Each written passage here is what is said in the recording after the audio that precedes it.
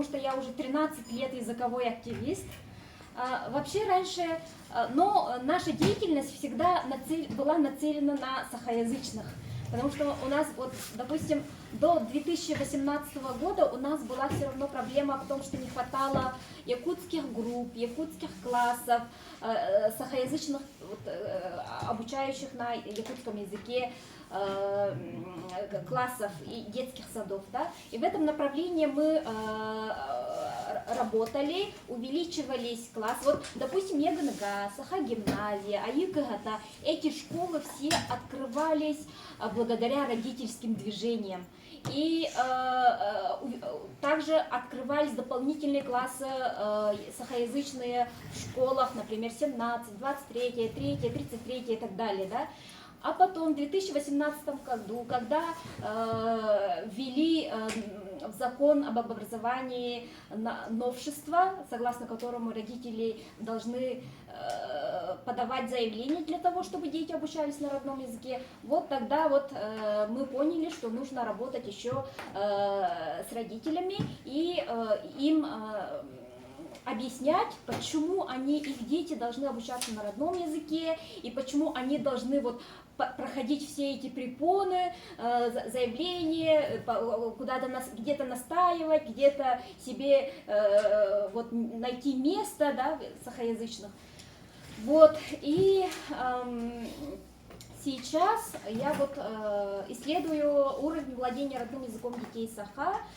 Мы вот с Игорем коллеги, и у нас встала такая проблема, что дети Саха, сахаязычных родителей, в сахаязычных селах вообще уже сокращается уровень владения родным языком детей Саха.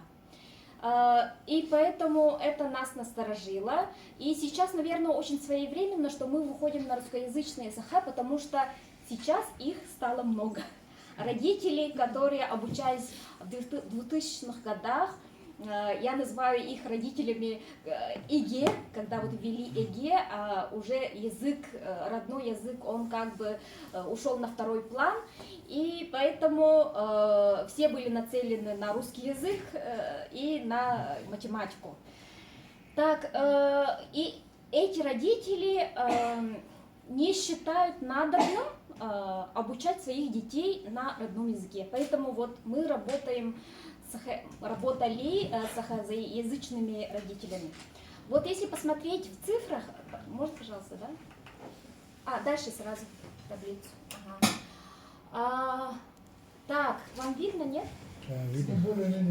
В общем, в сахаязычных селах, если взять в целом, то 20-40% детей, где нет вообще ни одного русскоязычного, говорят только на русском языке, только. И у них... Деревни? Деревни общаются между собой? На русском? Да. А зачем они это делают? Потому что не умеют говорить на родном языке. Какие примеры? Это Посмотри. Там написано. Без исключения. В самом захолустье это явление. Давно уже. Простите, я не Лет верю в 5. это. Нет, так оно и есть. Да. Ну, если они по-якутски не знают.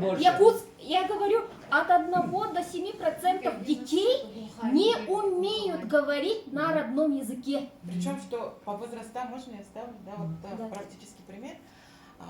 Моя родная племянница, многодетная семья, старшему 20 лет, а младшему 10, наверное. И вот старшие 4 ребенка, семья сахаязычная, в деревне живут. Первые 4 ребенка, когда ютуба не было, телевизор как-то, видимо, меньше влиял, хотя обычно говорю, что телевизор. Они все говорят, а вот дети поколения ютуб, ребенок, основной язык у него русский. Абсолютная якутская семья, 4 ребенка. И я продолжу, да?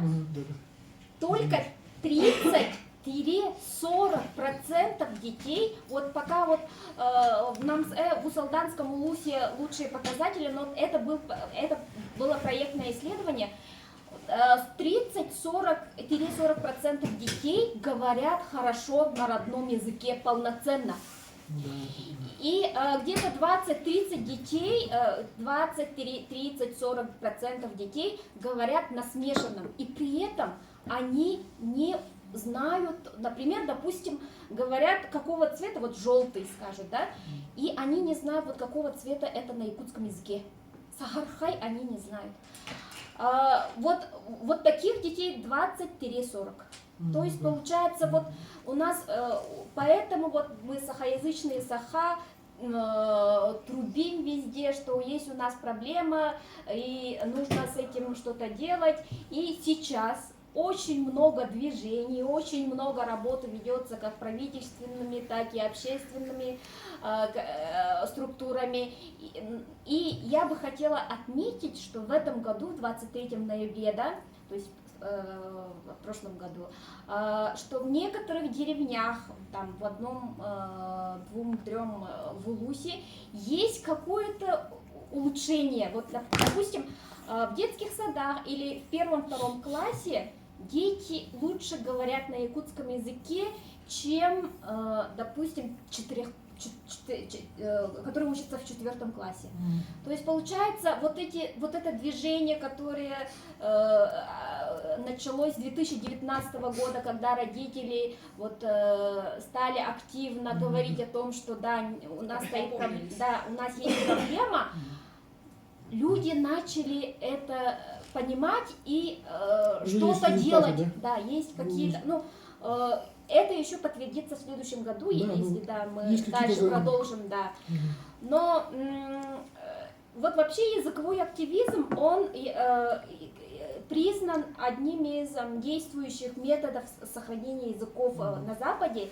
И у нас для саха это самый такой, мне показалось, что это самый действенный.